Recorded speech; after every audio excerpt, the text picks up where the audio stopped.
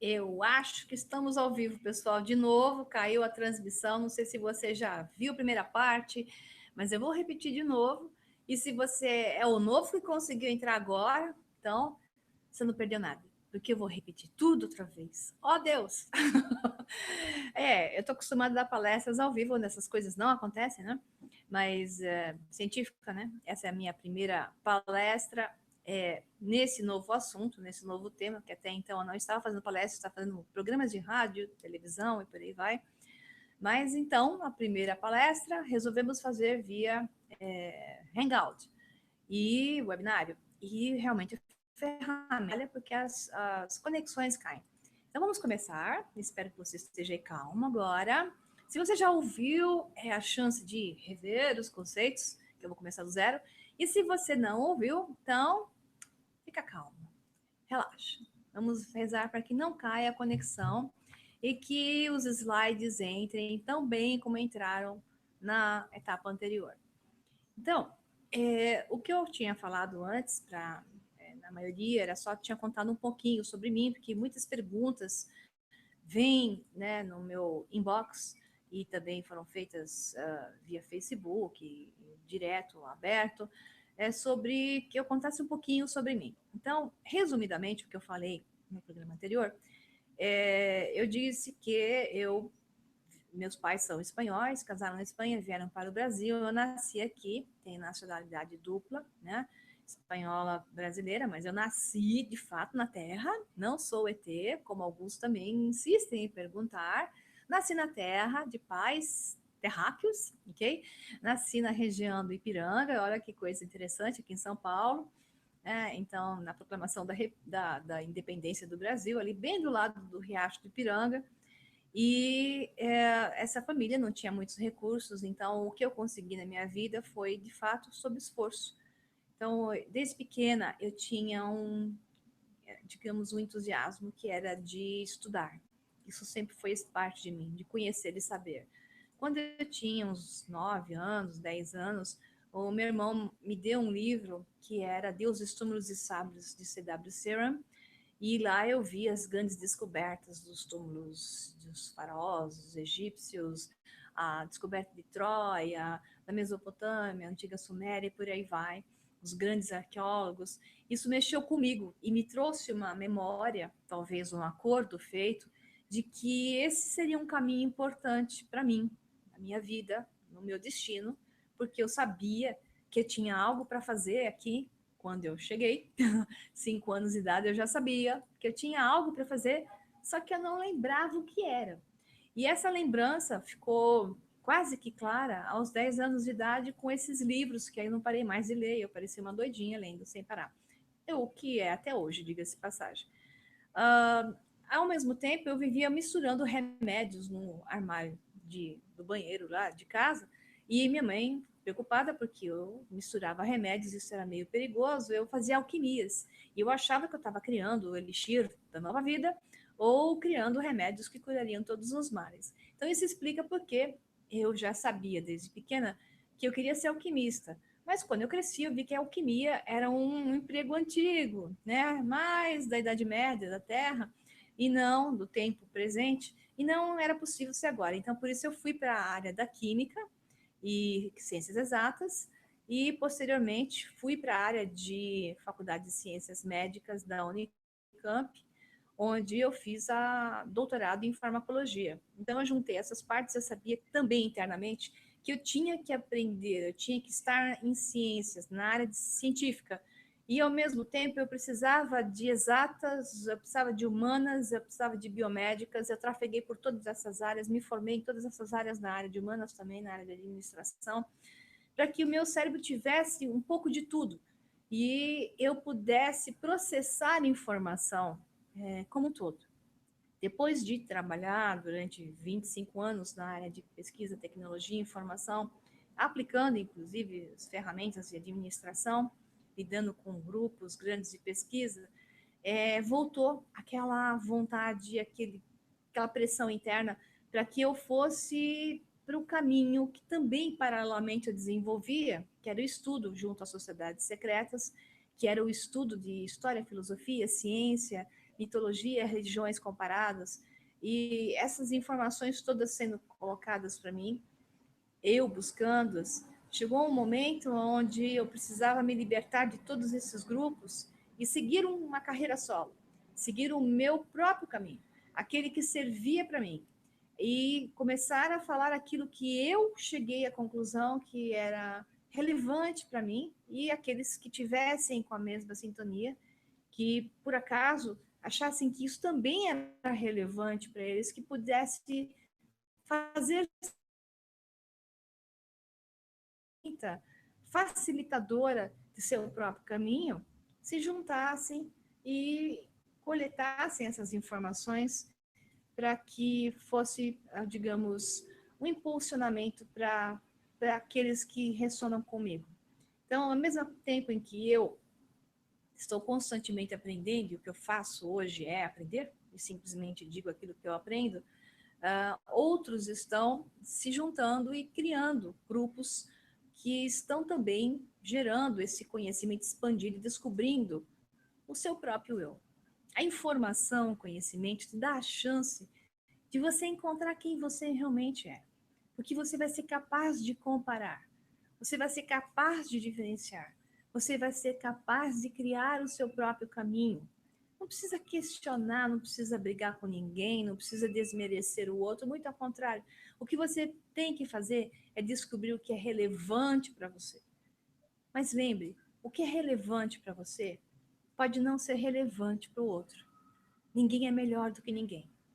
Cada um tem o seu tempo, cada um tem o seu caminho, cada um escolhe e busca o seu momento. Então, se você está adquirindo um conhecimento, descobriu ferramentas que te auxiliam, oferte-as, mas não espere que outros, muitos outros, as possam considerar da mesma forma que você. E fique feliz quando alguns acharem que são relevantes, porque o que importa é entender que todas as técnicas, todo o conhecimento, toda a informação é boa se ela serve para você. Se ela não servir para você, deixe de lado e dê o mesmo direito aos outros. Porque todos nós estamos aqui nessa realidade física, trabalhando por partes, trabalhando por segmentos. Nós não estamos conectando no todo, que tudo sabe, no segmento. Nós conectamos na multidimensionalidade. E essa multidimensionalidade, essa religação à multidimensionalidade, que é o caminho da libertação, da Matrix, da consciência, porque nós não estamos aqui. É uma projeção de imagem, uma projeção de memória, é uma projeção de fração de consciência que nos faz parecer estar aqui. Então, nós não estamos aqui. É este aqui que está no todo. Nós estamos lá. É uma fração do todo que parece estar aqui. Isso se explica melhor nos programas que eu andei colocando no meu canal do YouTube, né, que é o Sol Negro 11. Existem 3 e-books que foram liberados recentemente, como para vocês poderem baixar pelo Sol Negro, pelo Facebook /Sol Negro Livro, e 3 videobooks que correspondem a esses e-books que estão dispostos no Sol Negro 11, que vocês podem então ver. Então eu recomendo que vocês vejam o que está acontecendo comigo, esse é um deles, a divindade que habita em você e a árvore da vida. O que eu vou fazer hoje é juntar outros programas, como Ficando Louco, né? Quem é você? E Saindo da Matrix e Universo Holográfico, juntá-los todos a esses 3 e-books e videobooks que foram liberados recentemente e fazer algumas conclusões.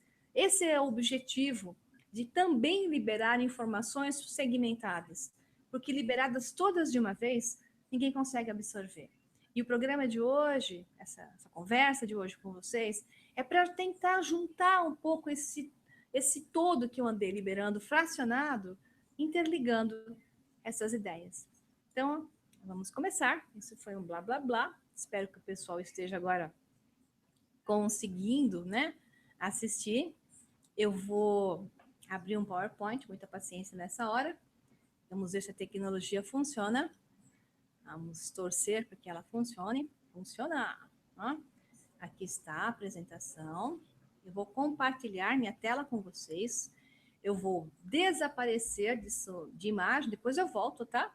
Mas para apresentar compartilhamento de tela, eu preciso, então, nesse momento, sair de imagem. Luciana, tá dando o PowerPoint? Não? Estou ainda visível?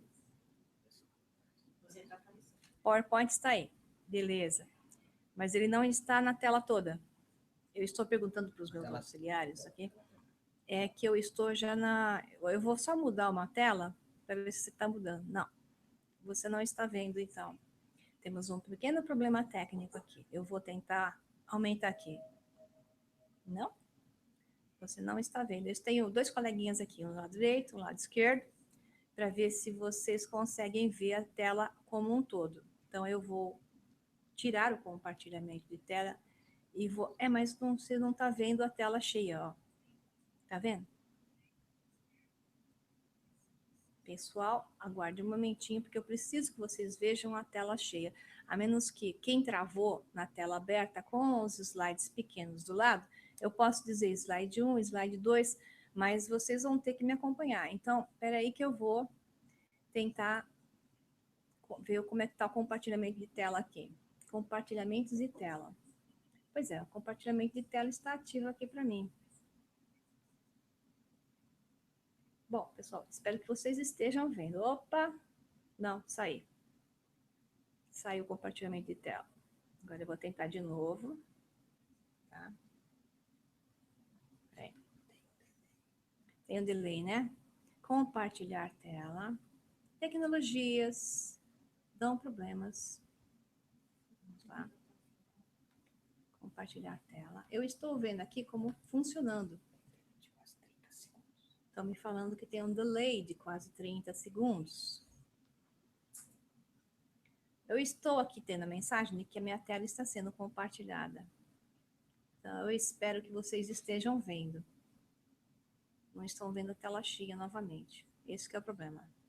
Bom, eu estou no primeiro slide. Quem está com a tela que não é tela cheia, espero que veja, né?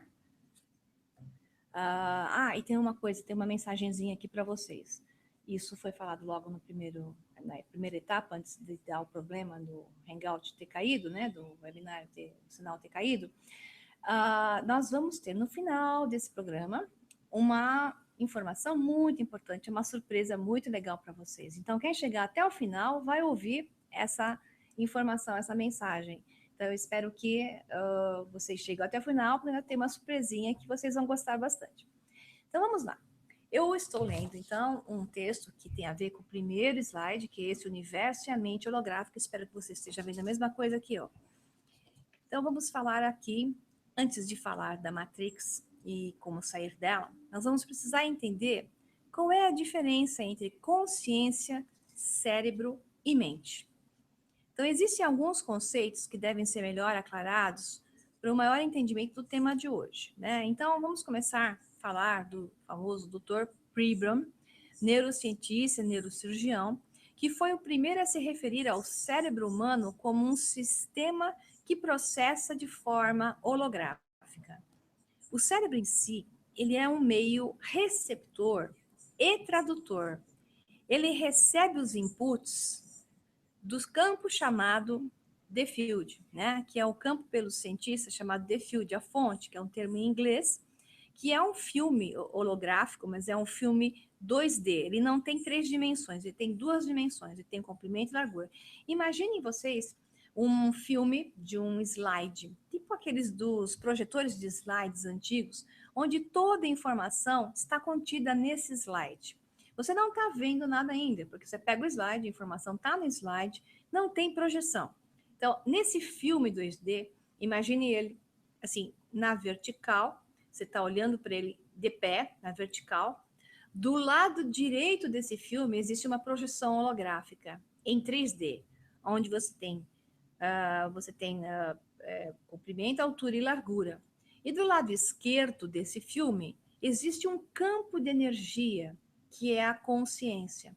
Então, você tem do lado esquerdo a consciência, que é um campo de energia, um filme 2D, onde só tem comprimento e altura, e do lado direito a projeção. Vamos só considerar isso de uma forma assim lúdica. Quem está vendo a imagem, está vendo o campo 2D, a projeção em 3D, só para ter uma ideia do que eu estou falando. Assim, o cérebro, nosso cérebro, ele recebe a informação na forma desse slide, na forma 2D, desse filme 2D. Ele recebe informações, tal qual aqueles números do filme Matrix que caem em bits and bytes. Ele recebe uma informação que está naquele campo 2D, mas ele projeta para fora em 3D, em 3 dimensões. Agora você vai ver o objeto em comprimento, altura e largura através de holograma. Então, o cérebro processa a informação em forma holográfica e a projeta para fora. Você vê uma coisa que, na verdade, é uma emissão de uma informação em 2D, que se transforma em 3D, e o cérebro recebe de volta através dos órgãos sensoriais. Portanto, o cérebro vai e percebe algo, ele recebe de volta e acredita que existe algo lá fora em 3 dimensões, porque ele tem os órgãos sensoriais para que faça a informação nova, e essa informação nova recebida no cérebro é processada, portanto, é percebida. Tá? Então, existe uma associação entre a captura de frequências feitas pelos órgãos sensoriais e um processamento cerebral. A realidade projetada, ela é a realidade percebida. Então, não é o cérebro que cria, e sim o campo, o the field, ou a mente superior, que é um termo para os místicos. Mente superior é a mente que está acima da consciência segmentada aqui na 3D, na terceira dimensão de espaço, quarta de tempo, onde nós estamos. Então, a mente superior é a mente que envia as frequências que serão transformadas em um holograma. E assim, no processamento holográfico, é que é gerada a percepção da realidade. Eu creio numa realidade que, na verdade, está dentro de uma caixinha, que é o meu cérebro. Existe um trabalho que comprova essa teoria, e ele foi realizado por diversos neurocientistas, e ele é bem extenso. Então, eu vou falar um resuminho, bem resuminho dele. Então, foram vários voluntários, muitos voluntários, que receberam estímulos. O estímulo era feito ora no cérebro, ora em um dos dedos. Quando o estímulo é no dedo, a região do cérebro responsável por essa leitura, por essa região do dedo, ela é rapidamente ativada, ou melhor, ela é imediatamente ativada. Interessantemente, algumas leituras, e muitas validadas com isso, davam são centésimos de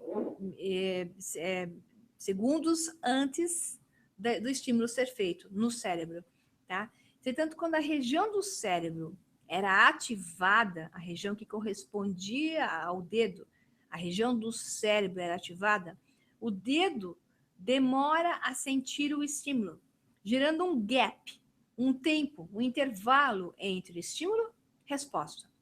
Então, isso prova, e prova muito bem, que tudo é gerado no cérebro e a projeção para fora vem depois. Então, essa é uma boa explicação para aquele gap que existe entre sentir que algo vai acontecer e acontecer realmente no campo visual, o tal déjà vu, né? Assim, considera-se a seguinte ordem: o campo, ou a mente superior, ou a consciência, ela cria, ela gera, ela é o criador. O cérebro recebe, ela é o receptor. A mente humana percebe, ela é o perceptor, como se diz em inglês. Então, o cérebro recebe os inputs do filme 2D.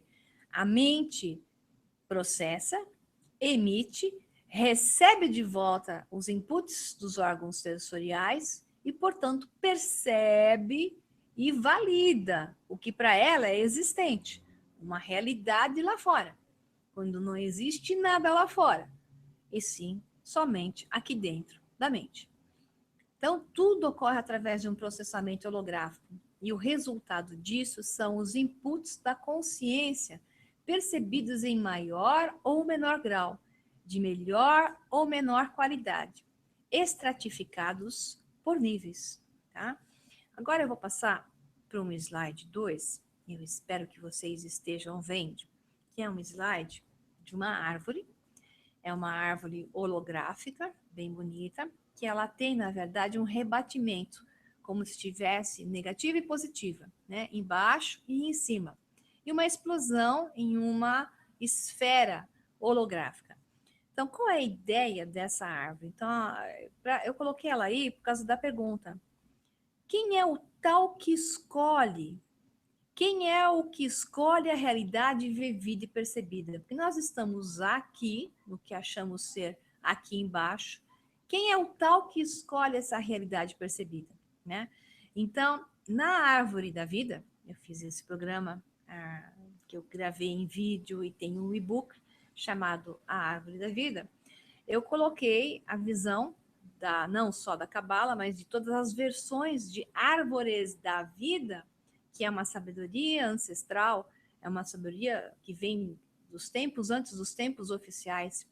Então, essa sabedoria da árvore da vida mostra que nós vamos num processo de ascensão de consciência e de religação por partes, de conexões com outras áreas, com novos mundos, com novos níveis conscienciais que nos levam a perceber o todo.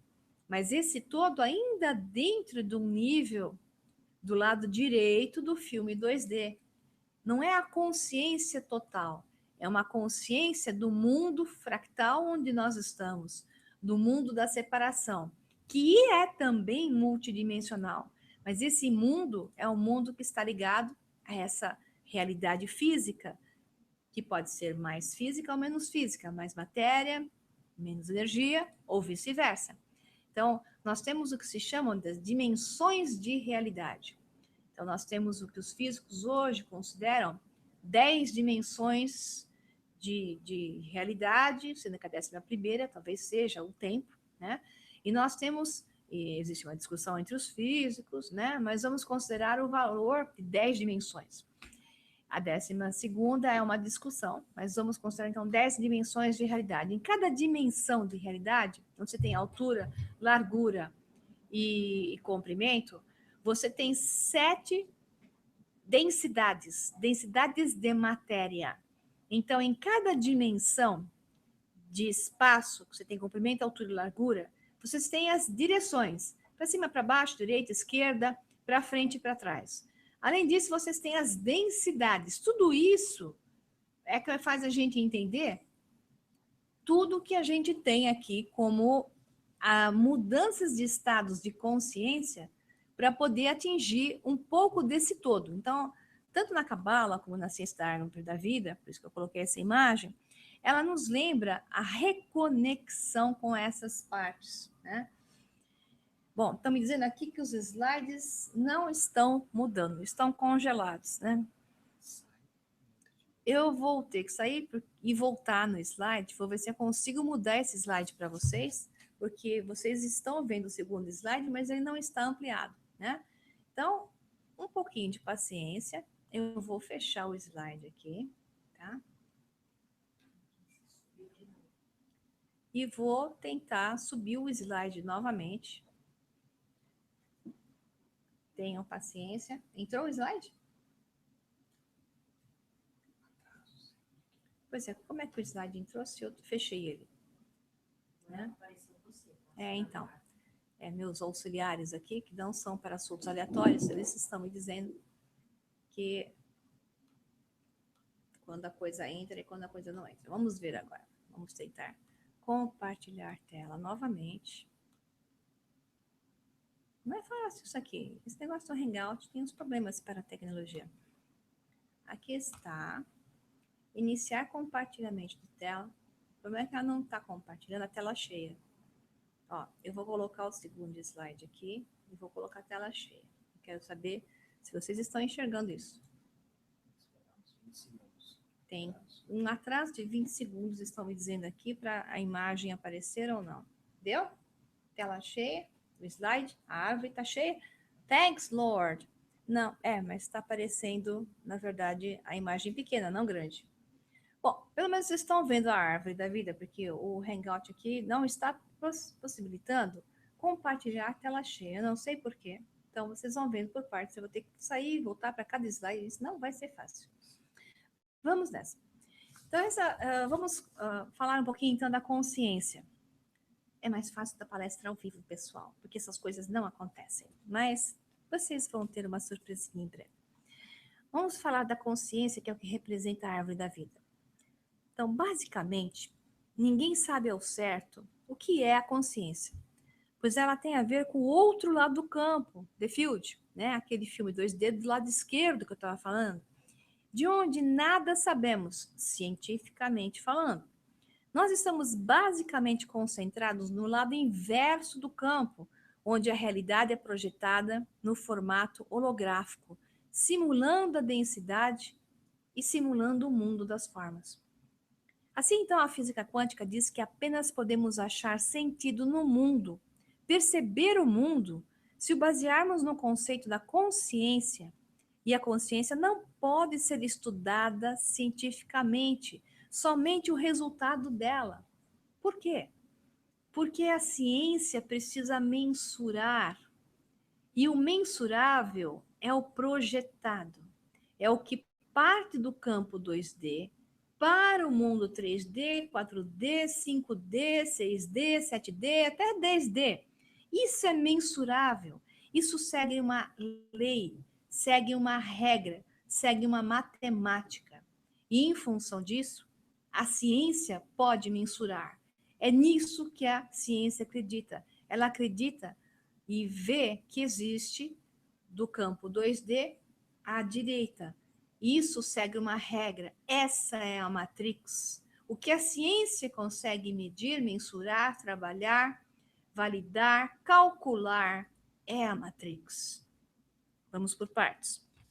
Então, não é a mente terrena, muito menos o cérebro, que tem inspirações e imaginações.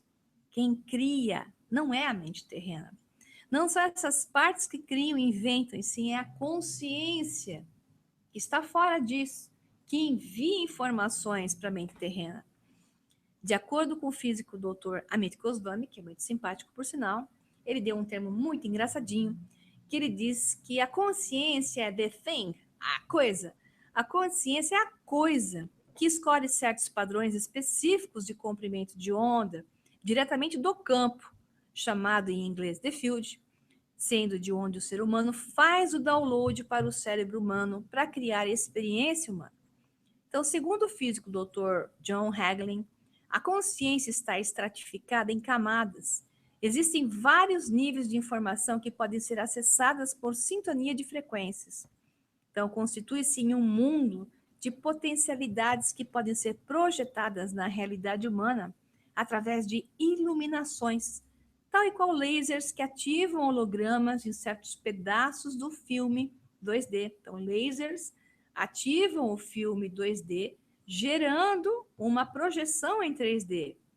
Então, essas iluminações, que são as coisas visíveis, palpáveis para nós, estou iluminada, me veio uma ideia, né? Essas iluminações palpáveis que eu enxergo, elas farão o cérebro humano, agora descrito como mente humana, perceber uma nova realidade, perceber uma nova potencialidade. A consciência é a fonte geradora do processo. A consciência é a base do ser.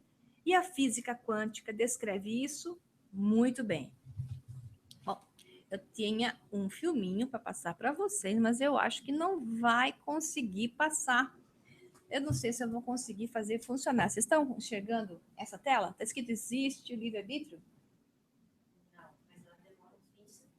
Bom, espero que essa tela agora vá para vocês. Parece que cada vez que eu mudo de tela, dá uns 20 segundos de gap. Então, eu tenho colegas aqui que estão logados e eu estou esperando que eles consigam. Bom, então eu vou falar o seguinte. A tela que supostamente tem que existir, está aberta embaixo de qualquer forma, está escrito assim, existe livre-arbítrio? Quem decide o nosso futuro? Vocês estão vendo, de qualquer forma, à esquerda, pequenininha, né? Quem está te aprisionando? Essa é uma questão muito interessante. Entre os gnósticos, eles acreditam que existe um aprisionamento. Estamos presos aqui. Alguém nos colocou aqui, criou uma matrix. Estamos presos aqui, né? Nós não estamos presos. Nós estamos em uma programação, é verdade. Nós estamos do lado direito daquele filme 2D. Nós estamos em algo que a ciência consegue mensurar. Algo que segue, sem dúvida nenhuma, um programa é como um jogo. É um jogo. É um jogo de videogame. Então, nesse jogo de videogame, o avatarzinho, que somos nós, ele pode passar de fases. É subir pela cabala, pela árvore da vida. Ele vai subindo em graus, vai atingindo novos estágios, mas tudo que ele pode fazer está dentro de um programa, porque essa consciência fragmentada está presa a um programa. Você só sai desse programa quando você se torna um programador. Para você se tornar um programador, você tem que unificar-se, reintegrar-se. Sozinho não vai. Enquanto você acreditar que você é só isso, enquanto você estiver com a consciência de mente separada, tudo separado, vendo só eu e os outros separados, achando que você é na sua consciência do ego, você não vai entrar no processo de sair da Matrix. Então, a primeira coisa que você tem que se preocupar é no resgate de quem você é, no resgate de si mesmo. Então, para isso, eu tinha um filme aqui, mas, pelo jeito, eu vou improvisar aqui. Então, vocês por acaso estão vendo uma imagem que é a imagem das Nornes, as 3 senhoras do destino da mitologia grega? E embaixo você consegue ver? Não. Então, bom, eu não vou tentar colocar, vou tentar colocar depois o filme, né, para ver se funciona. Eu vou colocar o filme mais importante, que é do Brian Greene. Mas então, assim, imaginem as 3 irmãs, que são consideradas chamadas de as parcas gregas, as moiras romanas ou as nornes nórdicas. Tem também outro nome que é difícil de pronunciar, que é Rodgenis eslavos. Então, essas irmãs são basicamente chamadas de as senhoras do destino na mitologia desses povos separados com o mesmo conceito, gregos, romanos e nórdicos germânicos, né?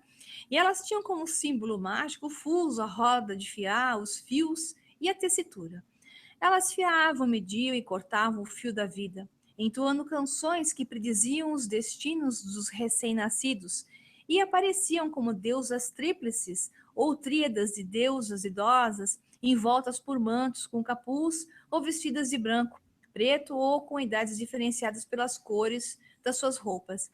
Essas irmãs prediziam o destino das pessoas. Elas estavam até acima dos deuses. Elas teciam os fios que arquitetavam o que se chama então de Matrix, a realidade física, essa realidade de dimensões físicas, essa realidade do universo onde se pode ver, perceber uma mente que percebe através de órgãos sensoriais. E isso, então, existe um destino. Existe um destino programado, existe um programa. Existem os programadores. As Nornes, ou Parcas, ou Moiras, como queira chamar, eram, então, mitologicamente, a representação desse destino. Mas não é um destino impossível de ser vencido, porque no homem existe o livre-arbítrio. E no conceito da mitologia, esse livre-arbítrio, ele era algo não considerado. Religião considera livre-arbítrio, mas na mitologia considera-se o destino como algo inefável, do qual não se pode escapar. E interessantemente, nós temos um físico falando disso, que é o Brian Greene, que fala a respeito do que a ciência considera como livre-arbítrio. Se existe livre-arbítrio na ciência. Eu vou tentar colocar isso para vocês, vou ter que sair novamente, né? Se eu clico aqui, vocês não veem, né? Rafael? Não, tá congelado. Então, eu vou fazer o seguinte, eu vou sair de novo. Gente, eu vou aparecer com uma carinha novamente aqui, tá? Sorria. E vou novamente compartilhar a tela. Vou tentar colocar para vocês o vídeo. Não sei se vai funcionar, pelo menos numa versão menor aqui. Aqui o Brian Greene, ok? Eu estou clicando aqui bem na parte dele. Tá difícil porque a ferramenta não está funcionando no compartilhamento. Vou colocar de volta, iniciar compartilhamento, tá? Eu espero que não fique congelado para vocês e mesmo em pequenininha a imagem, vocês consigam ver o filme. Não sei se vocês vão ter som, mas tem legenda. E é curtinho, bem curtinho. Então, é uma declaração do Brian Greene dizendo o ponto de vista da ciência. Entrou agora a tela, estou vendo aqui no meu caro colega Rafael do meu lado. Tá? Então, espero que o filme role. Não sei se vai ter som, gente, mas é curto. É o Brian Greene, físico, teórico, fantástico, Universidade de Columbia, um dos maiores físicos da atualidade. Para as meninas, fiquem contentes, porque ele é bonitão. E ele vai estar falando rapidamente a visão da ciência sobre o livre-arbítrio. Vamos ver se sai.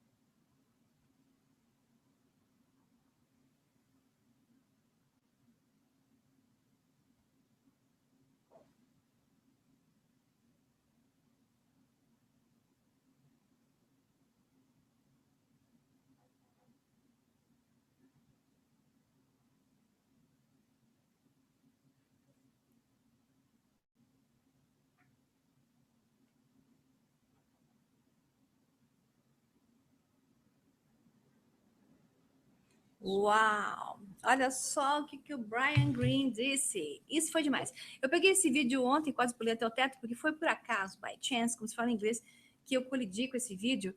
E ele me deu o tom. Porque, na verdade, esse vídeo dá o tom de como sair da Matrix. Esse físico nunca imaginou que ele estava fazendo isso. Por quê? Para as leis da física, não existe livre-arbítrio. Porque não tem como ter livre-arbítrio nas leis da física, porque tudo é calculado, tudo é previsível. Para a física, o que existe são as três Nornes, ou as três irmãs que estão calculando, vendo o seu futuro. São as três moiras romanas, as parcas gregas. Elas desenham o universo é mensurável. Para a física, as leis da física clássica, não há livre-arbítrio. Mas existe livre-arbítrio numa física teórica chamada de física quântica. Porque, embora ele diga que a física quântica não é também livre-arbítrio, porque você não consegue prever aonde a coisa vai aparecer, porque é aquela história de Einstein dizer para Heisenberg, Deus não joga dados com o universo. Heisenberg dizia princípio da incerteza. Você não sabe onde vai aparecer a coisa, mas existe uma intenção. A intenção é que não se conhece. A intenção é a consciência. A consciência está do lado de fora, do lado esquerdo do filme 2D, do The Field, do campo. E essa consciência, a física não consegue mensurar. E é a consciência que diz ao elétron, apareça do lado de cá, seja onda agora, passe para a partícula e apareça do lado de lá. Desapareça na forma de onda, apareça na forma de partícula novamente, do lado de lá. Os físicos não conseguem calcular isso, porque eles não conseguem calcular a consciência, ok? Então, a consciência é algo que comanda a matrix. A consciência é algo que transforma a matrix. A consciência é algo que você vai chegar nela, subindo pela árvore da vida, religando-se às outras formas, religando-se aos seus outros eus, conhecendo você na totalidade e sabendo que é a sua vontade, é a sua frequência, é a sua vibração, é o seu desejo, é o seu foco, a sua atenção, onde você deposita a sua atenção. É lá que o elétron se manifesta, é lá que a partícula surge. Então, para a física quântica, uma matéria, ora é matéria, ora ela é energia. Um elétron, uma partícula, ora é matéria, ora é energia. Eles não sabem aonde ela vai surgir, mas você vai poder fazê-la surgir onde você quer, a partir do momento que você coloca a sua atenção. Então, se você está colocando a sua atenção em coisas negativas, na crença da falta, a falta é o que vai existir. Se você coloca a sua crença positiva na abundância, pois o universo é abundância. Veja bem, o universo é abundante, tudo é abundância. Quando você tem falta, é porque você está na abundância ainda. Você está na abundância da falta. Tudo é abundância. Não existe falta no universo. Você abundantemente pode estar manifestando a falta, porque a tua atenção está na falta e não na abundância, que de fato é a única realidade do universo. Ok? Então, o seu livre-arbítrio, ele vai ser inferido a partir do momento em que você entender que é você e tua atenção que se torna a mente consciente e que então manifesta o que você quer ver e para de manifestar o que você não quer, porque você manifesta o seu pensamento, o teu sentimento, tua crença. Então, para entender melhor isso, que eu não vou me estender tanto, né? Senão eu vou me desviar do objetivo, existe um outro programa que está no meu canal do YouTube, o Sol Negro 11, que é Ilusão ou Realidade, a manifestação mágica, onde eu foco exatamente nesse ponto.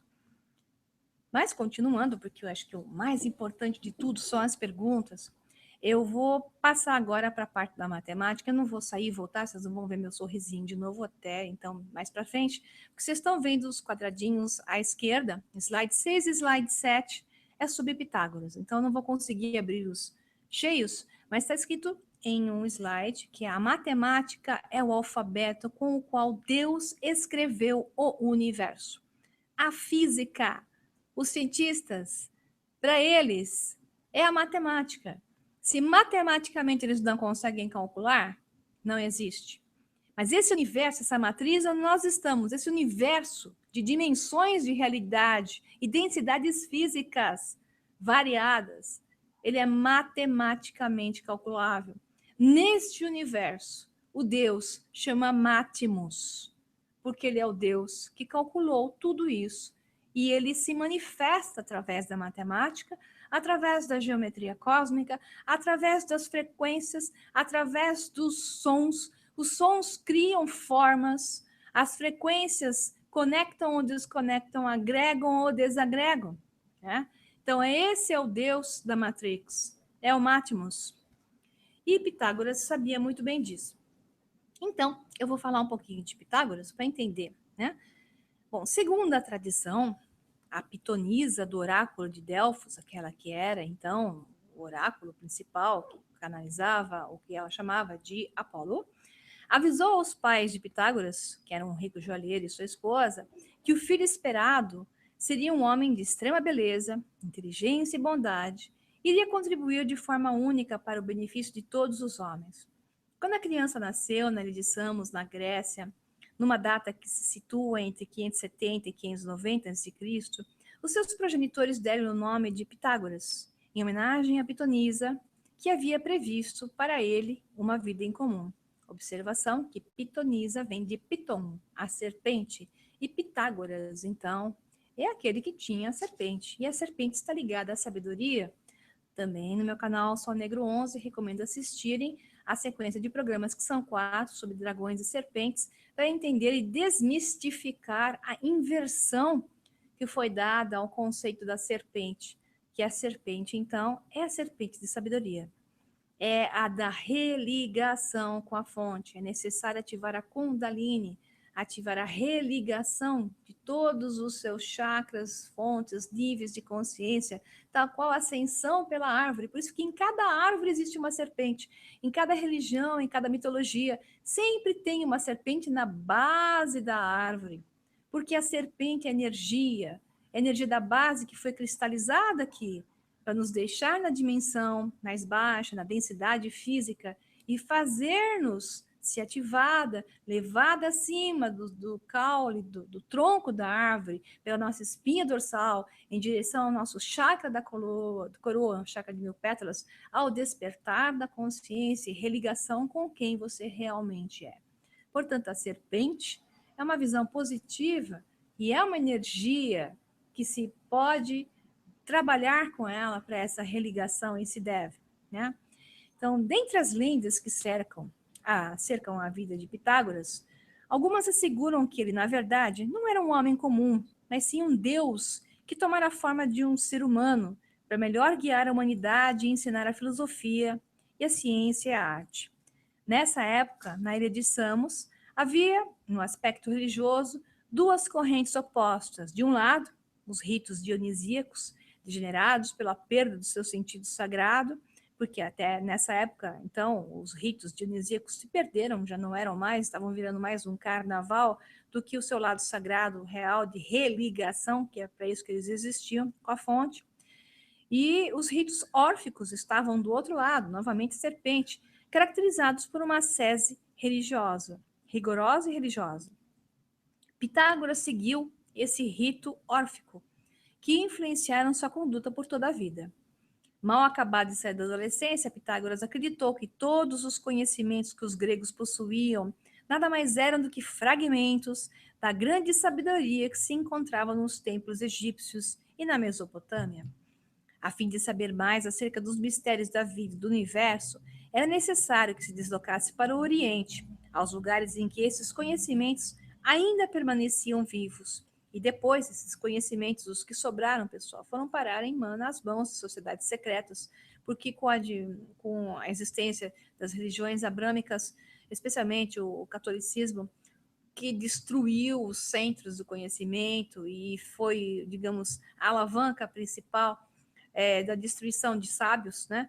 Esse conhecimento que sobrou, que foi pouco perto do que já existiu, foi guardado a 7 chaves pelas sociedades secretas que se mantiveram ao longo do tempo, com distorções ou sem distorções, mas de uma forma ou outra devemos agradecer a elas.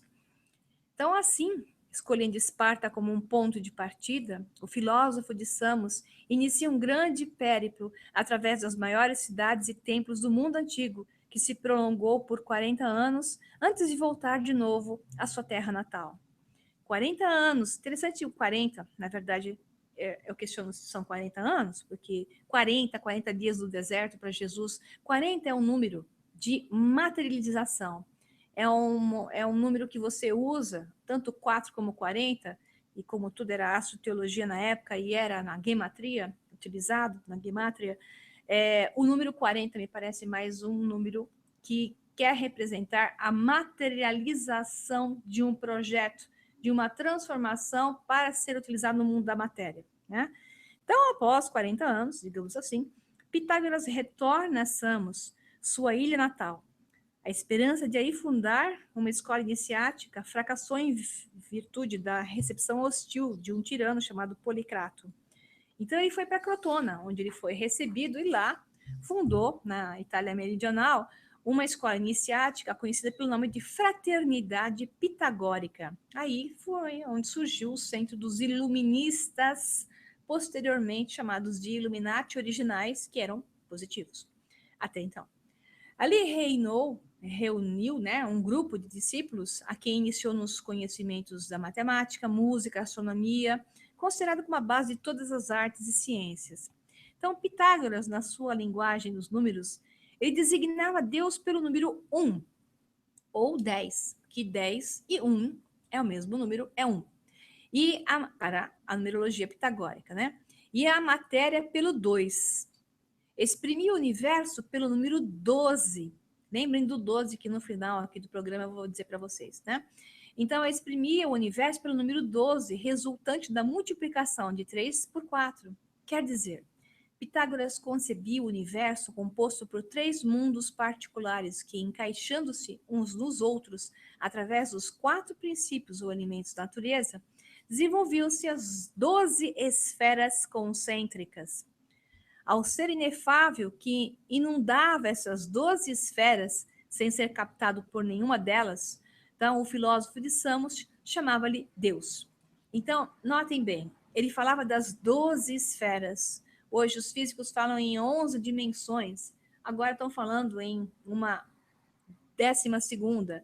Então, são níveis de consciência, níveis de realidade, ainda dentro da Matrix, digamos assim. Essas 12 esferas são contidas dentro de um programa. Então, essas 12 percepções de níveis de realidade. Ele chama de Deus, mas eu chamo de Deus da Matrix. Tá? Então, essas esferas seriam uma representação desse Deus. Então, Pitágoras conhecer e aprender esse conceito no Egito e aplicava o número 12 ao universo. Interessantemente, os egípcios consideravam, na verdade, o 13º número como o divino, o 13. E também era assim para os caldeus e outros povos. Os caldeus da antiga, abaixo da antiga Suméria, que ficava no norte do que atualmente é Iraque, né? Na região da Mesopotâmia, do Tigre e Eufrates. Tá? A instituição do zodíaco com seus 12 signos é uma demonstração cabal desse conhecimento. Então, o filósofo considerava o homem um universo, uma escala reduzida. E no universo, ele via um grande homem, aquela história de imagem e semelhança. Ele chamou-lhes, respectivamente, de micro e macrocosmo. Assim, o homem, como uma célula contida no todo, seria um reflexo do ternário universal, constituído de corpo, alma e espírito. É interessante, né? Eu vou ter que pular aqui um pouquinho, né? Porque as coisas que eu estou falando, porque eu acho que eu não vou conseguir chegar até o final.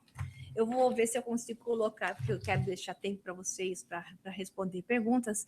Eu vou colocar um filme, vamos ver, eu vou ter que sair de novo, que é um filme do Bashar. Deixa eu ver se eu consigo ver, se eu consigo chegar aqui nele. Tem algumas coisinhas engraçadas para projetar, mas nós estamos com problemas de projeção. Então, eu vou dar uma saída na tela, vocês vão voltar a me ver de novo e vou colocar lá de novo, né? E vou voltar a projetar para vocês aqui uma imagem. Vou colocar o vídeo, que eu acho que é importante, que é um vídeo do Bashar. Então, vou conectar novamente aqui.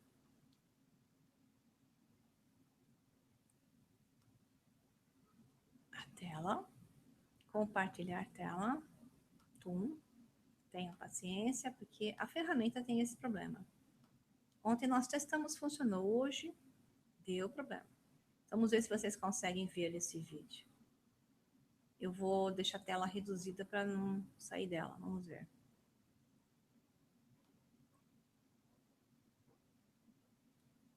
Foi.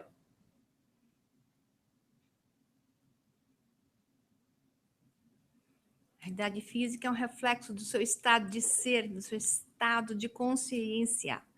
Não existe nada do lado de fora de você. Não existe nada de realidade física. A realidade física está na sua consciência. É um conceito.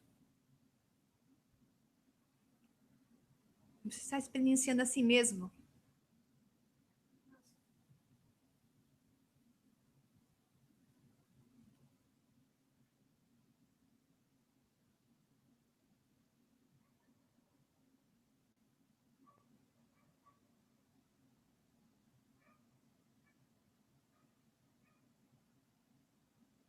O que é espaço, o que é tempo?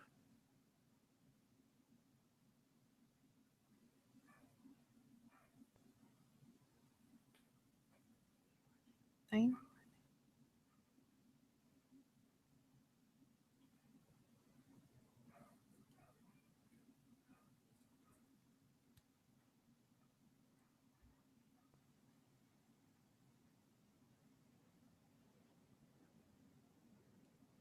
Tá vendo?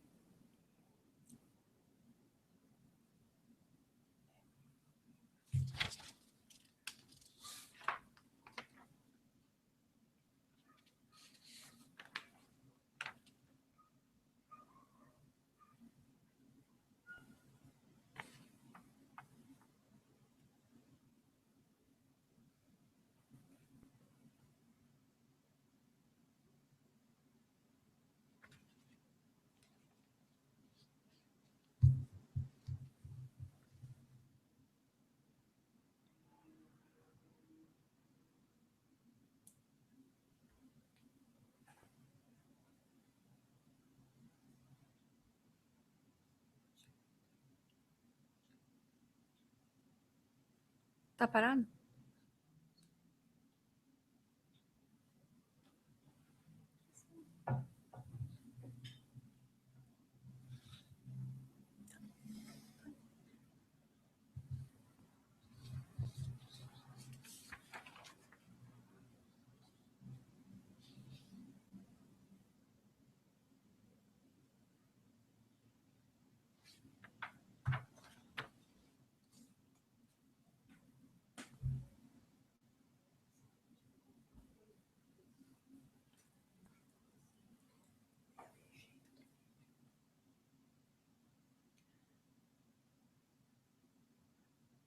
Não sei se vocês estão conseguindo ver, mas o que ele está falando é que, de novo, nós somos um reflexo da realidade.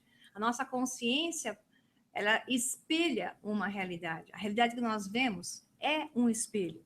A realidade que nós vemos é o reflexo daquilo que nós temos dentro de nós. Então, não adianta, é uma cristalização daquela ressonância, da vibração que nós somos. Então, não adianta culpar o que vocês estão vivenciando, culpar pessoas, culpar o externo, porque na realidade tudo que você vê é uma cocriação sua. Tudo que você vê é uma participação sua. É cocriado? Tem outros influenciando? Tem. É uma cocriação. Mas você é o programador nesse caso. Nesse caso é você que está programando. Nesse caso é você que está projetando. O filme que você está vendo é uma projeção sua.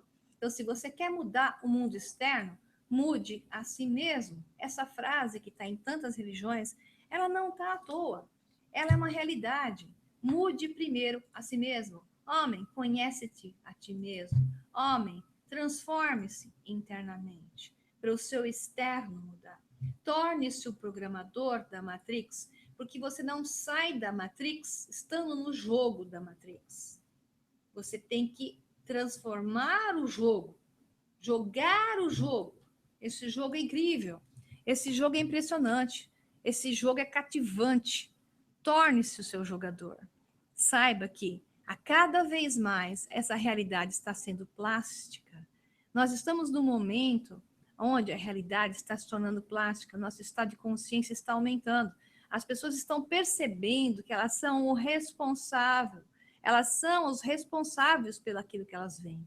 Elas estão assumindo essa responsabilidade. E, em função disso, elas estão entendendo como sair da Matrix. E você só sai da Matrix através dela. Você não foge dela. Fugir dela te prende a ela. Você sai dela passando por todos os estágios dela. E para passar pelos estágios, você tem que se submeter a ela. E esse é o jogo. O avatarzinho do jogo, do videogame, vai mudando de fase.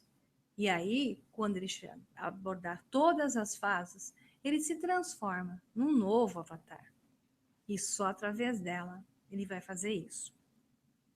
Então, quando Buda disse tudo é ilusão, ele não quis dizer que nada é real. Ele quis dizer que as nossas projeções mentais sobre o que achamos que é realidade são ilusões. E também quis dizer que os elementos que formam o universo e cada forma que nós vemos, sólida, líquida, gasosa ou plasmática, se forem pegas e vistas a nível subatômicos, elas não existem de fato. Ou pelo menos não existem como nós imaginávamos que elas existiam, como matéria física rígida. Portanto, tudo que vemos é Maia, o nome do meu personagem principal do livro, da série, da trilogia O Sol Negro. Tudo que vemos é Maia, é uma ilusão, por causa de seu molde ou forma, e não por sua essência real. Para o budismo, tudo é a mente. E essa ideia vem ganhando espaço no âmbito científico atualmente, pois mesmo que haja um mundo fora de nós mesmos, toda a nossa percepção da realidade é um acontecimento dentro do nosso sistema nervoso. Portanto, trabalhe a você internamente. É isso que você tem que fazer. Trabalhe a você. Expanda o seu conhecimento interno. Coloque a máscara de oxigênio em você. Na hora que o avião chacoalhar e perder uma descompressão, para você poder salvar quem está do seu lado, coloque primeiro a máscara em você. Antes de você apontar o dedo para alguém, aponte o dedo para você mesmo. Coloque a máscara de oxigênio em você. E só quando você estiver plenamente cheio de oxigênio é que você vai poder salvar alguém. Ok? Pessoal, infelizmente, eu tinha outros vídeos para passar, mas como não vai dar, em função da dificuldade da ferramenta, nós vamos passar as perguntas. Eu espero gravar esse programa. Acho que eu vou gravar ele inteiro, tá? E depois eu vou postar eles no YouTube de acordo com o texto, de acordo com as imagens, por completo, ok? Então, eu vou fechar aqui e vou voltar para vocês. Aqui estou eu, sorria. E nós recebemos muitas perguntas. O Rafael Carvalho que está aqui. O Rafael podia dar um oi aqui para o pessoal, que ele está do meu lado, está me ajudando. Dá um oi aqui. Aqui tem um auxiliar do lado esquerdo. Fala, oi, pessoal. Oi. E tem do lado direito aqui a Luciana. Dá um alô aqui, tá? Que eu vou contar quem é a Luciana já para vocês, que é uma pessoa muito importante que eu preciso contar para vocês. Tá? Então, perguntas. Vamos à primeira pergunta. Vamos o tempo que nós temos aqui. Que o Rafael está me colocando no livro. A Lucília, ela está perguntando sobre livre-arbítrio. Se o livre-arbítrio foi usado na nossa programação antes de encarnarmos. É o que eu acabei de falar, o programa. O livre-arbítrio, ele faz parte da consciência.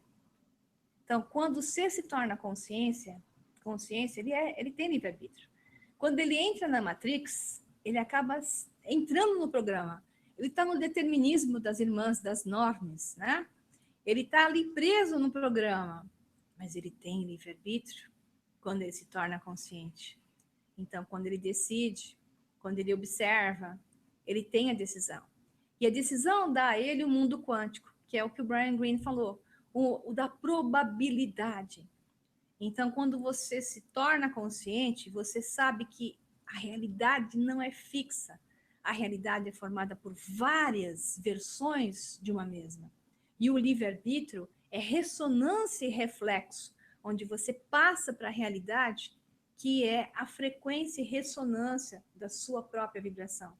Então, aquilo que você for, você vai ver.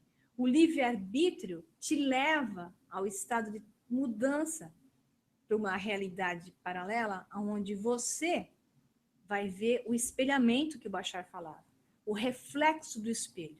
Então, o livre-arbítrio te mostra constantemente um espelho.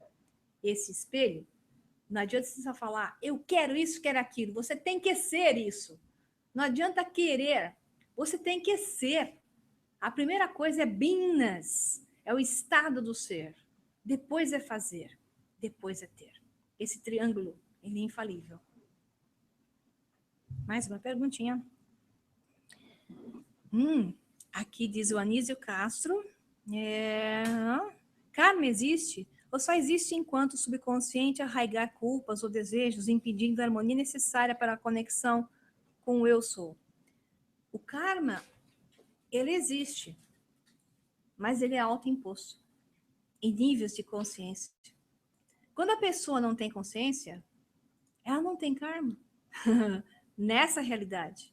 Ela vai ter karma quando ela readquire consciência. Por isso que muitas vezes você fala assim, pô, a pessoa passou a vida inteira aprontando, morreu numa boa, né?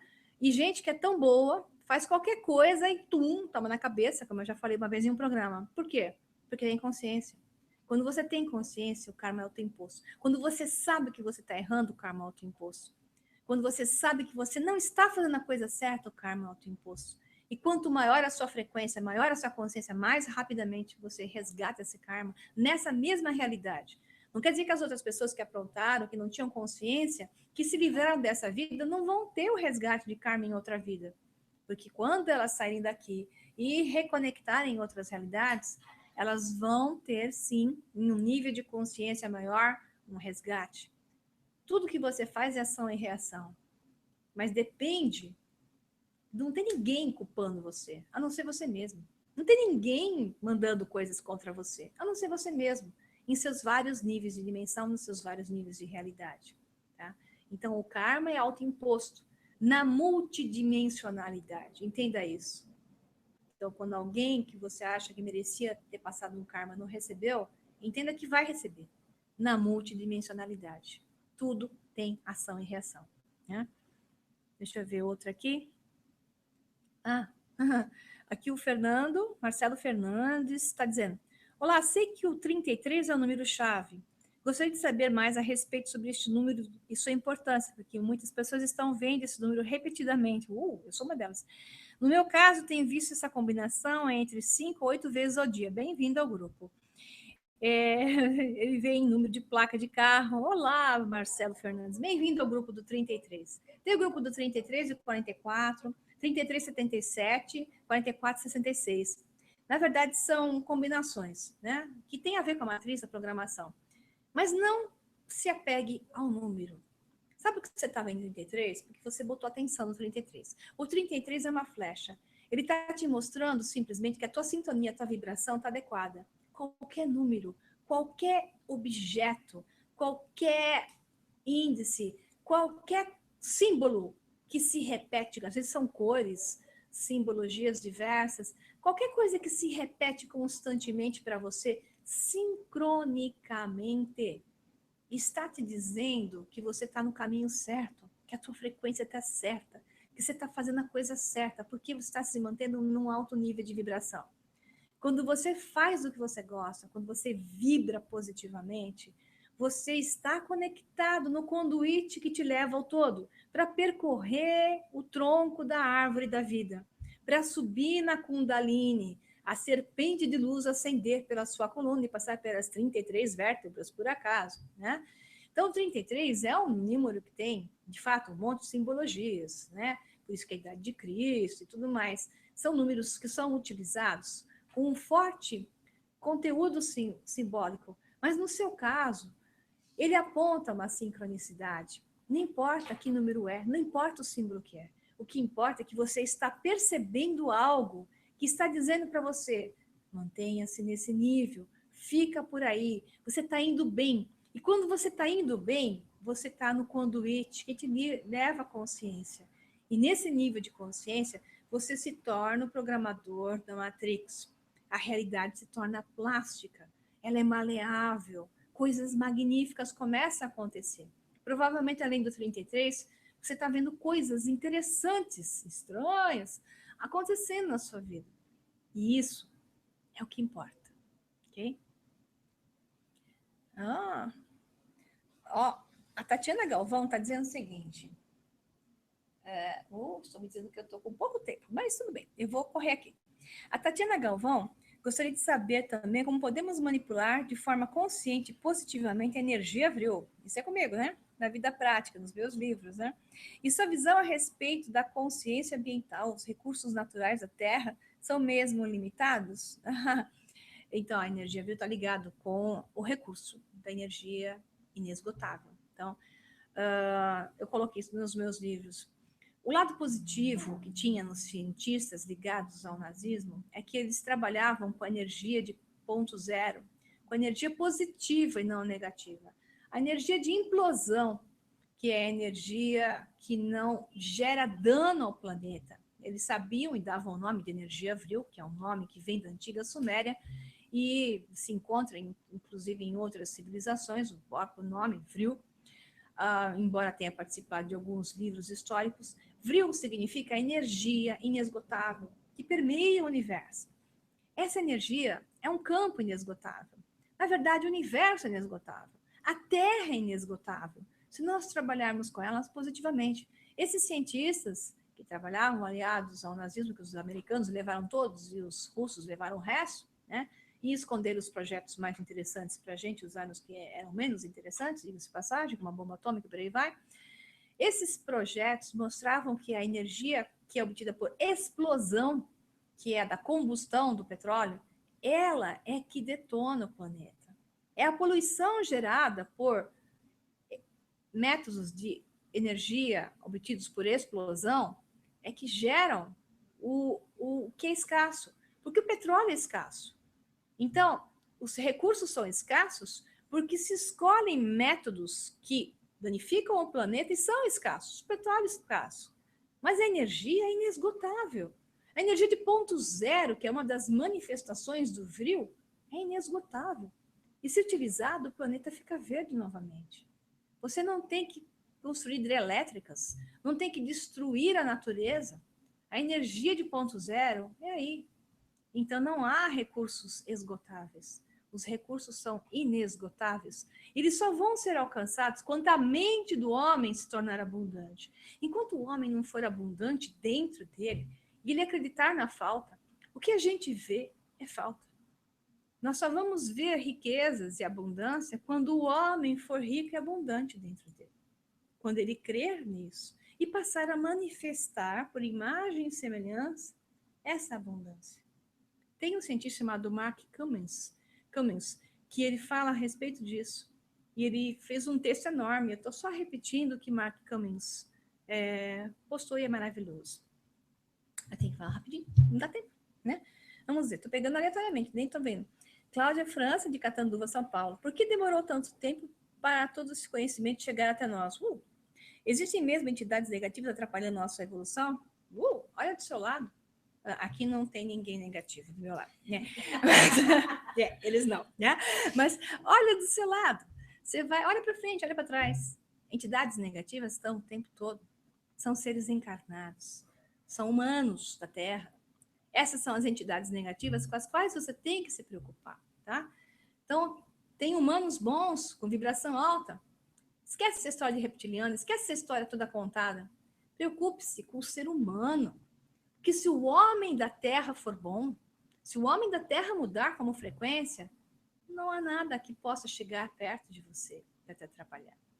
Então, o que nós vemos hoje é uma programação de um programa feito por nós mesmos. Nós somos o programador. Quando nós nos mudarmos, não existem entidades negativas. Não existirá um vizinho chato, malvado, né? Não existirá o ladrão que te rouba na rua. Existirá você e os seus fraternos em uma noosfera conectada com uma mente positiva. Isso já existiu no passado da Terra. Se perdeu por um processo de Kali Yuga, inspiração e respiração do universo. Porque assim são ciclos de evolução. São padrões que existem, são várias terras que existem. Existe a terra mais positiva e a terra mais negativa. Então, quando esses seres já evoluem, um padrão, um grupo já evolui e entende essa positividade, ele passa para uma terra mais positiva. E outros vêm para essa terra mais negativa. Entenda uma coisa, você não muda nada, a não ser você mesmo. Todas as realidades existem. E todas essas realidades são escolas. Essas escolas são para serem utilizadas. Essas escolas têm que existir. A escola mais negativa, a escola mais positiva, a escola mais agregadora, a escola mais desagregadora, ela tem que existir. Então, você não muda a escola. Você que se muda. Quando você se transforma, é você que se muda para uma outra realidade. Assuma a responsabilidade de mudar você, que você vai ver um mundo melhor. Não porque você mudou o mundo, porque você se mudou para um mundo de uma realidade paralela muito melhor. Espero que, falando rapidamente, vocês consigam entender. Lá. Temos tempo? Quanto tempo? Opa, estão me dando até as 10h20. Melhorou, gente? Vamos lá. Eu vou pegar mais algumas perguntinhas aqui. Essa de Tati Dung, né? Ela escreve o seguinte. As crianças estão chegando agora no planeta, têm uma missão especial. Elas realmente estão vindo com o DNA atualizado. Vai ficar mais fácil para elas saírem da Matrix? Ajudar a humanidade a sair? Sim. Nós estamos nos mudando para realidades onde frequências e novas ligações são possíveis. Então, essas crianças estão chegando, elas mostram que, então, esta frequência e vibração desta realidade está aceitando um novo padrão mais conectado. Então, é uma coisa muito positiva, sem dúvida nenhuma, saber que o DNA está sendo modificado, ou melhor, o DNA está sendo ativado. Esse é o termo mais correto. O DNA sendo ativado faz com que novos níveis de consciência, novas frequências possam ser conectadas. E como a realidade é paralela o tempo todo, nós mudamos de realidade paralela para realidade paralela milhares de vezes por segundo. Embora pareça que nós estamos em uma realidade só, nós vemos movimento, tem até um filminho que eu ia passar, que pena, talvez eu consiga passar então para vocês, que mostra que tudo é estático. O movimento é uma ilusão. O movimento é uma ilusão porque nós nos movimentamos frame a frame, milhares de vezes por segundo. E porque nós temos frame a frame, milhares de vezes por segundo, temos a impressão do movimento. O movimento não existe. O que nós fazemos é mudar de frame para frame. Estamos mudando de realidade paralela para realidade paralela milhares de vezes por segundo. E é por isso que parece ter movimento. O movimento não existe. É uma ilusão. Eu vou pôr até o filminho para vocês verem isso. Então, nós nos mudamos o tempo todo. Só que nós nos mudamos inconscientemente. O que nós passamos a poder fazer a cada nível maior de consciência é migrarmos conscientemente para uma realidade paralela que é a desejada, que é a que eu quero, e não que eu estou indo inconscientemente. Quando eu me torno consciente, eu sou capaz, então, de entender que eu estou passando para realidades paralelas, novos mundos, novas realidades. E é isso que importa saber. Então, essas crianças, elas são diferentes da gente. Elas são diferentes porque elas têm essas conexões mais perceptíveis, digamos assim.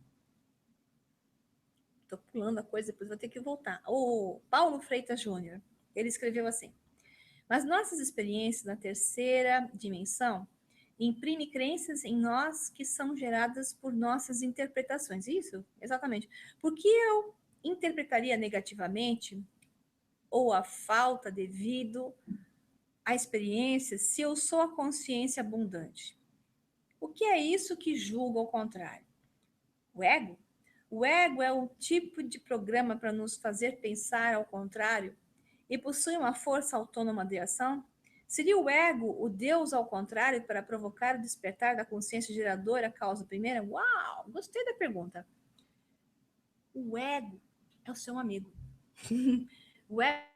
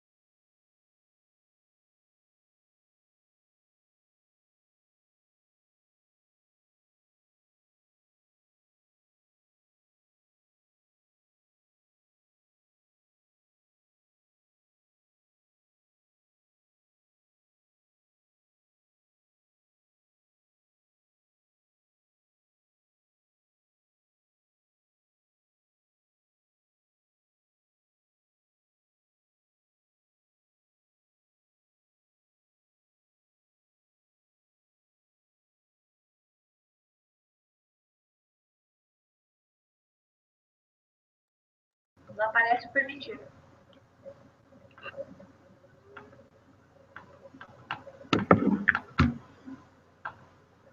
Não aparece permitir também. Sempre aparece, né? A partir desse... Não está aparecendo. Ele pediu para fechar o call.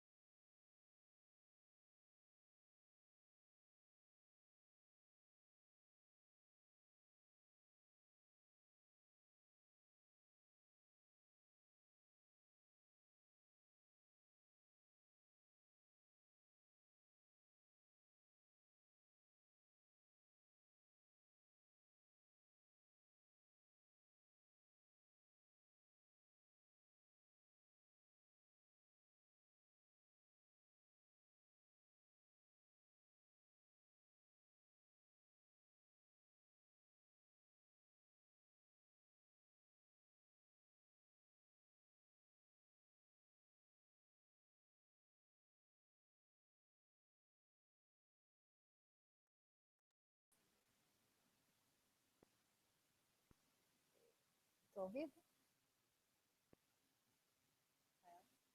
Não?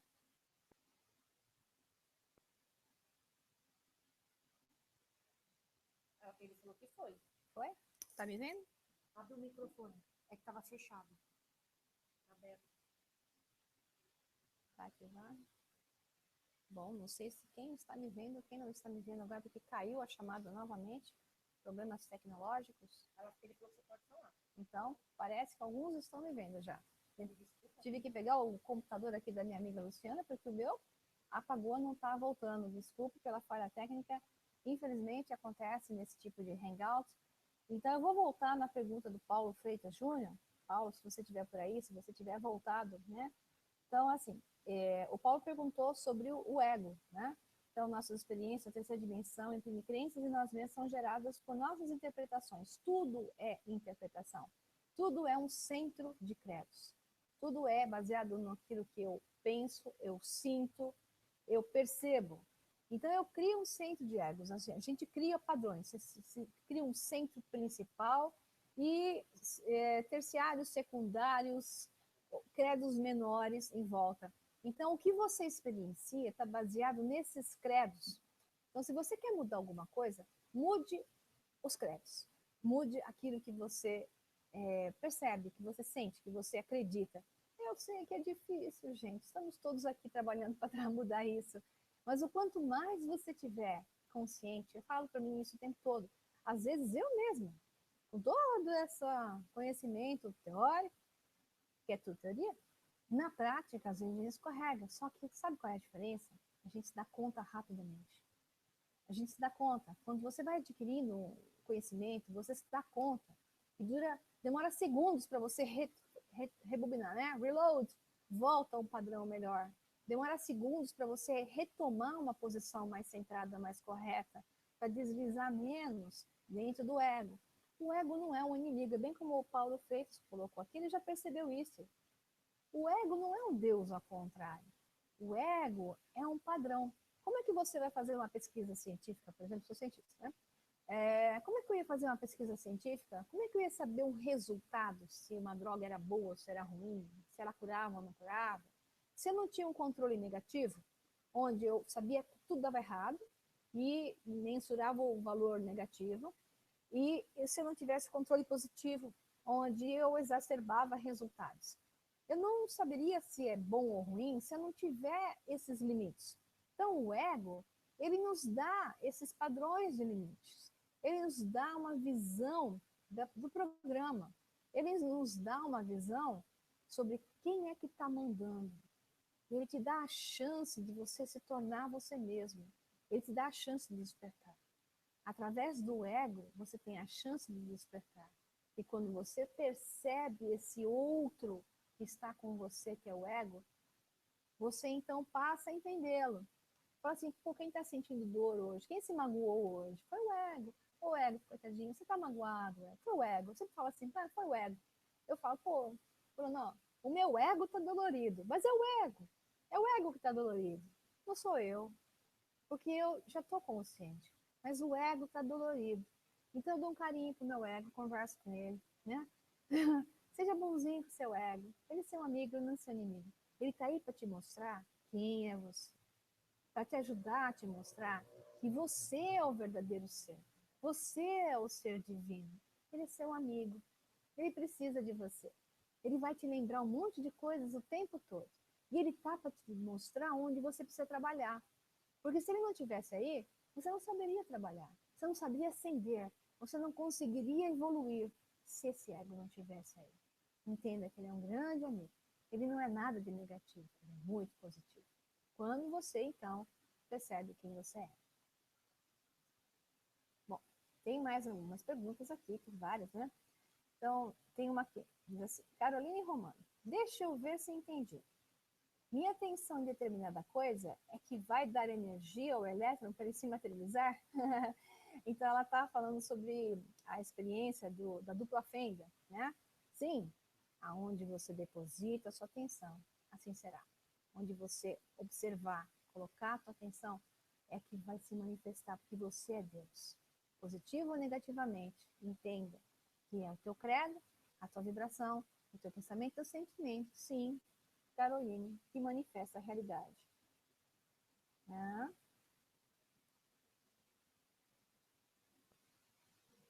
Ok. Rafael, você tem outros aí? Passa para mim, por favor. Acho que eu peguei a maioria aqui. Que é legal. Peraí, pessoal, que vindo mais. Rafael ajudando aqui. Ok. Ah, o que significa o número 9? A Heloísa Maria, ela colocou assim, o que significa o número 9 na data de nascimento e o 7 em seu nome de batismo? Bom, eu sou um 7, né? Então, assim, meu nome completo é um 7. O MC Pereira, eu coloquei MC Pereira para ser 11, que é um número de transformação. O que significa o 7? 7 é a carruagem de Apolo, é o número do mago, é o número do místico, é o número do esotérico, é o número solar, é o número de vibração, né? Não é, nenhum número é melhor que o outro, vamos observar bem. Números são frequências, eles representam frequências. Não tem número ruim, não tem número bom.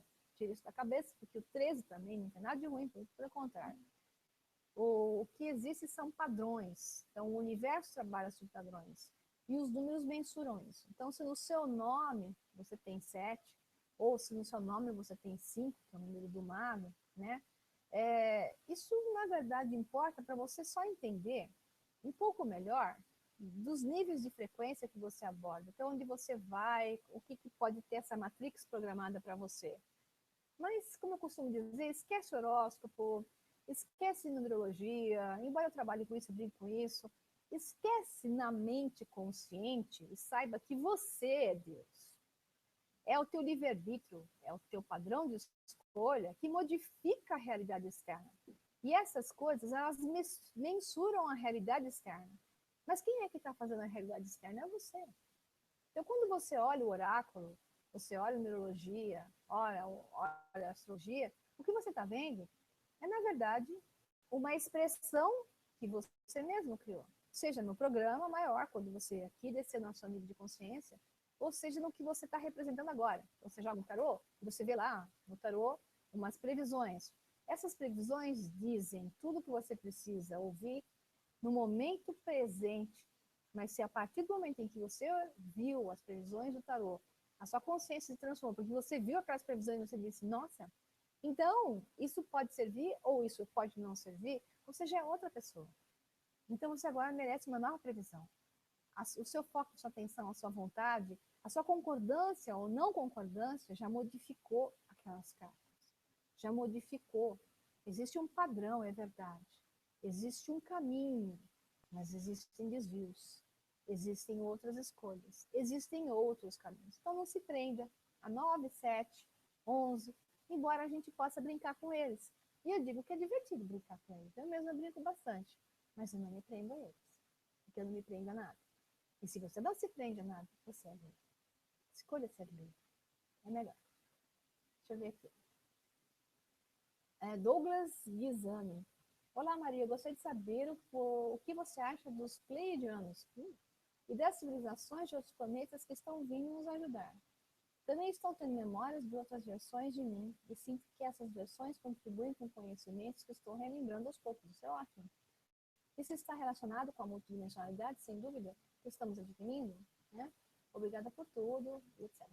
Então, assim, os pleiadianos são seres que existem na multidimensionalidade ou na mesma dimensão que a nossa.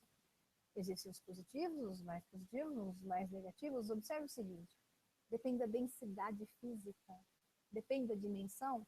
Se eles estão na mesma dimensão que a gente, depende da densidade física. Porque a densidade física se relaciona ao padrão do ego inserido. Então, o ego não é seu inimigo, mas o ego te leva, se não conscientemente, a reações e padrões que fazem parte de uma possível negatividade. Tá? Então, pleiadianos podem ser mais positivos, pleiadianos podem ser mais negativos, depende de que pleiadianos eu estou acessando no nível de consciência.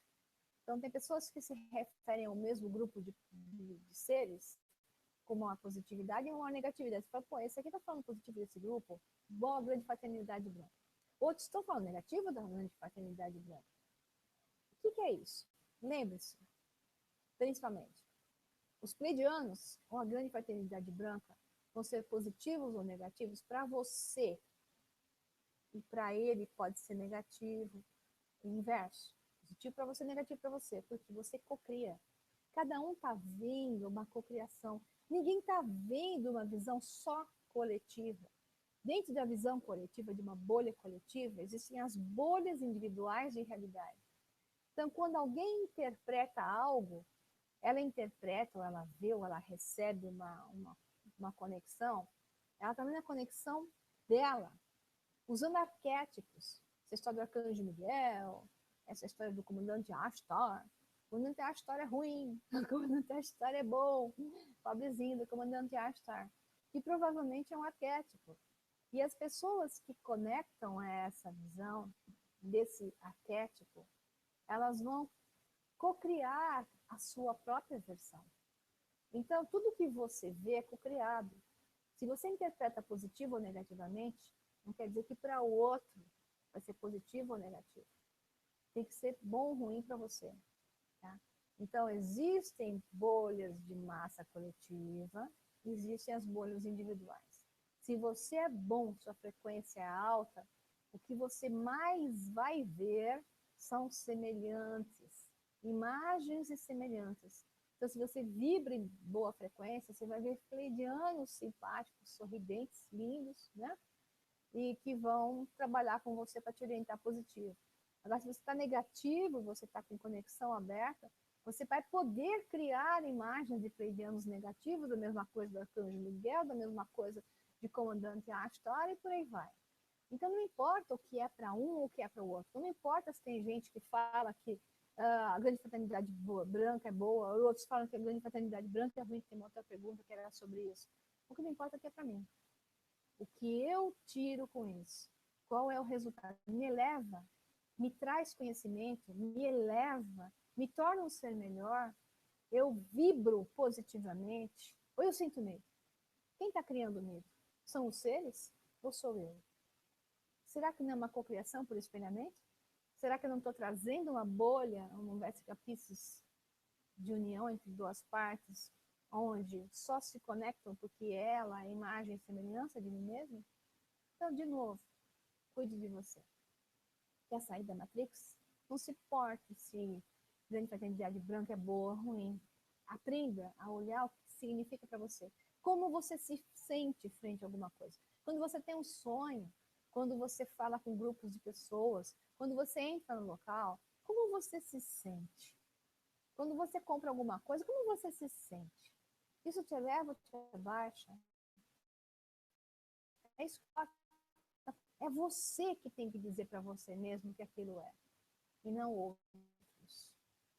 Observe-se, entenda que é você, o Senhor do seu mundo. E para você, o que importa, o que deve importar, é o que você tem dentro de você e que aquilo faz com você. Se é positivo para você, fique com ele. Se você não sente positivamente, tire de sua frente, independentemente do que dizem para você. Na hora que você estiver pronto, talvez você entenda ao contrário.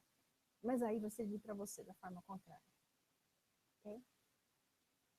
Mais algumas aqui. Aqui são 9. Ah, uau, legal. Aqui o Celso Silva, de Salvador, perguntou: como podemos conciliar conhecimento tecnológico com sabedoria védica? Gostei. Conhecimento tecnológico é o que os Vedas mais tinham, né? Aliás, você tem o... Como que é?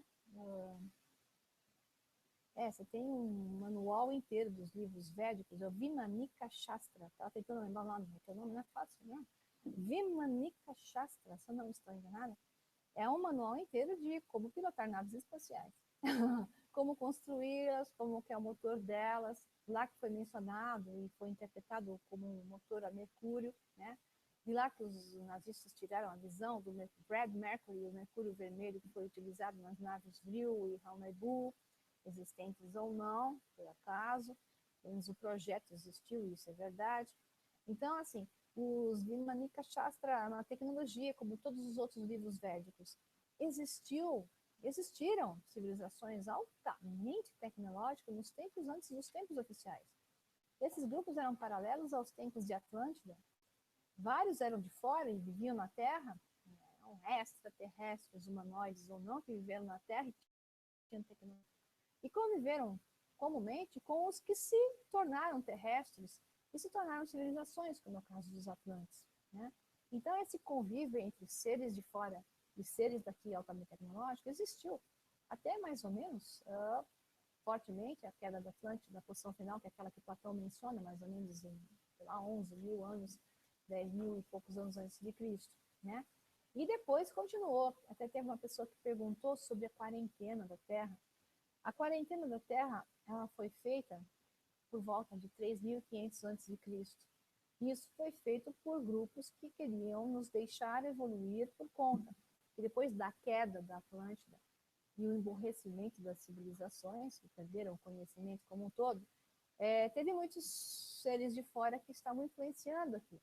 Então foi feito sim uma quarentena. Essa quarentena, ela foi terminada em 21 de dezembro de 2012, que é o que os maias diziam como um novo tempo. Esse novo tempo é um tempo de religação, é um tempo de reconexão com os nossos irmãos, né, com os nossos outros parentes, que podem não ter a mesma cara que a gente, né, mas eles são também humanos, humanoides, e eles têm um DNA compartilhado conosco. Então, são extraterrestres que não vivem na Terra, mas eles têm um DNA compartilhado conosco. Okay. Agora eu vou dar uma notícia muito legal, porque temos pouco tempo, estou colocando uma plaquinha na minha cabeça aqui, né? Então é o seguinte, pessoal, temos uma notícia muito boa, que é, eu vou pegar aqui para não errar, no dia 27/2, vai ocorrer uma palestra inaugural para a inauguração do Instituto Freedom, que é da minha querida colega Luciana, que eu coloquei aqui para colocar um tchauzinho para vocês. A Luciana é CEO, é presidente do Instituto Freedom, que é um centro para desenvolvimento humano, que vai ter vários tipos de trabalhos para desenvolvimento humano. E no dia 27/2 vai ocorrer digamos, a abertura do Instituto, e eu vou dar uma palestra inaugural ali, para todo mundo que quiser ir, grátis. Nós vamos anunciar isso pelo Face, tanto pelo meu como do Instituto Freedom, que você vai poder ir assistir essa palestra inaugural, que vai ser sobre ciência e espiritualidade e ciência, até eu esqueci o que eu ia falar, espiritualidade e ciência, uma palestra de aproximadamente 2 horas, é isso, Luciano? 2 horas, 1 hora, com perguntas, que segue, pode ir até esse tempo. E o que vocês precisam levar é apenas 2 quilos de alimentos não perecíveis, não vale levar sal, tá, pessoal? Tem que levar alimento bom, arroz, né? Massas, feijão, alimentos não perecíveis, 2 quilos, que vão ser doados para o Lar São José, que é um local que a Luciana conhece pessoalmente, ela acredita que é muito bom e que eles estão precisando. Então, eu conto com vocês dia 27 de fevereiro, tá breve aqui, uma inauguração do Instituto Freedom. A minha palestra, então, vai ser Ciência e Espiritualidade. Só 200 vagas. Ela está escrevendo aqui para mim, tem com plaquinhas na minha cara o tempo todo. Ela é assim, né? Minha amiga há mais de 20 anos, então eu conheço ela muito bem. Então, só 200 vagas, porque não cabe mais que isso lá, tá? Então, vão ser mandadas mensagens para você. Então, eu conto com vocês, pessoal. Temos tempo, Luciano, ainda? Não, né? Encerrando, já bateu na trave, já até passamos. Eu agradeço a vocês. 22 e 22, tá vendo? Os números sincrônicos, né? Agradeço a vocês, os corajosos que ficaram até agora, depois de tantas quedas, né, na internet e quedas no Hangout. Pena que eu não consegui mostrar tudo que eu queria, mas eu vou gravar um vídeo legal para vocês. Vou colocar tudinho inteiro do jeito que eu queria e vou postar, vou avisar vocês, vou colocar no YouTube. E eu espero vocês no dia 27/2, que a Luciana está lembrando de novo, tá? No Instituto Freedom, aqui de São Paulo, na região da Vila Mariana. Vai ser presencial, depois ela, ao vivo, né? Depois ela vai gravar e a gente vai postar também, mas a gente espera vocês lá. Eu quero dar um abraço em vocês e conversar com vocês por lá. Muito obrigada, pessoal, pela presença. Obrigada aos bravos cavaleiros e damas que ficaram até esse momento. Um abração e todo o meu amor para vocês. Tchau, tchau.